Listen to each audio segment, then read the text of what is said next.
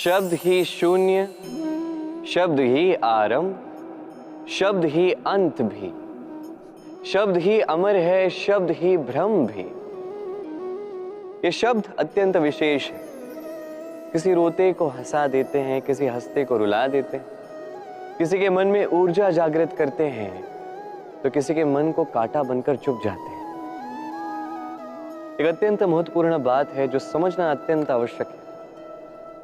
आपका मन, आपका हृदय कितना भी शुद्ध क्यों ना हो, कितना भी पवित्र क्यों ना हो, आपकी विचारधारा कितनी भी स्पष्ट क्यों ना हो, यदि आपकी वाणी पवित्र नहीं, यदि आपके शब्द शुद्ध नहीं, तो ये आपको आपके कर्मफल को भोगने पर विवश कर ही देते हैं। एक सरल सा उदाहरण देता हूं।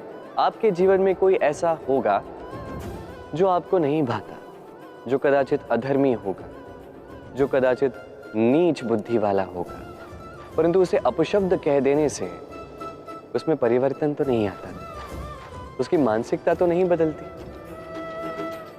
बस मन में प्रतिकार की भावना जागती है, द्वेष की भावना जागती है और कुछ नहीं। इसलिए इन शब्दों पर नियंत्रण रखिए, इस वाणी पर नियंत्रण रखिए। श्रेष्ठ से श्रेष्ठ व्यक्ति को भी सावधान रहना पड़ता है, क्योंकि यदि इन शब्दों का प्रयोग उचित ना हुआ तो आजीवन निशब्द होकर रह जाते हैं लोग। भगवान और भक्त जब एक आकार होते हैं, जब भक्त अपने भगवान की ओर, अपने जीवन के उद्देश्य की ओर पूर्णतः समर्पित होता है, तब जन्म लेती है भक्ति। अब संसार में सारी आशाएं भले ही आपका साथ क्यों ना छोड़ दें, ये भक्ति आपके साथ रहेगी। भक्त और भगवान जब एक आकार हो जाते हैं तो उनमें कोई अंतर नहीं रहता, वो एक हो जाते हैं, एक व्यक्तित्व, एक अस्तित्व।